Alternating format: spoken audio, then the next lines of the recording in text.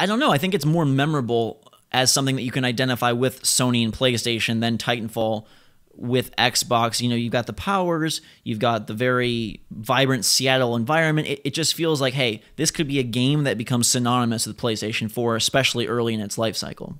Definitely. I'd like to see where they go in the future, whether it's DLC content or a potential sequel with the game. But again, we're not saying the game is perfect by any stretch. I don't think it's perfect, but no. Stuff like the story was quite weak. I mean, you've been doing the Evil walkthrough, and I don't like the evil side of the story. It's very, very. He's completely like a jerk, to be honest. I don't even. It's just like he's just so like. I was mentioning in one of my videos that like if evil was the only option, I think I would have liked the game like half as much, because you feel so. It's like everything that you hate about some of those really brash characters. Like some people didn't like Cole from Infamous 1 and 2. Some people didn't like. You know, some of the assassins from the Assassin's Creed series, but like he's such a jerk. He's just so unlikable. Even to Betty, he's just like, leave me alone, and just like puts the phone down. It's just like, what? I think they could have done a little bit more with story, and that's something I want to touch on after we talk about this next game, which is Dark Souls 2. And Dark Souls 2, I mean, that brings up so many emotions. Like every emotion that you could spot on a wheel, like I feel about Dark Souls 2, and it's one that like I was so excited for going in, and I know you were really eager to try out as well. And now that we've played a bunch of it, I think it'd be interesting just to let people know where we're at in terms of the game and also our experience and feelings on the whole adventure. I mean, I got to a point where I've got to this boss. I can't remember because it's the Sentinels. Ruined Sentinels, yeah. Yeah.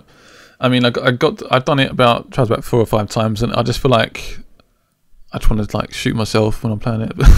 It's just so frustrating to play sometimes. I think the camera just goes jerky. This particular bit is where you jump down from a platform, and then you the camera just goes dodgy for me, and I feel like when you die as well, this game is more like about trial and error. You make mistakes, you want to try again. And I feel like it punishes you for dying, which is, I know, sort of makes a bit of sense, but for me, that game, you die so much, you get punished, it takes away your life. It's like, come on, give me a break.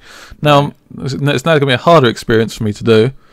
I've got to try and get my souls back, and I just feel like I'm getting, it's like a constant like, ugh. But then once I do the boss, it's like such a, there's no better feeling. Yeah, it's like I literally jump out of my chair like, yes. I feel like, I feel almost bipolar about the game, because on one hand I feel like this game is the most brave game of the month. It is the most core gamer game of the month. It's taking the most chances. It's the longest, the meatiest, the most intense.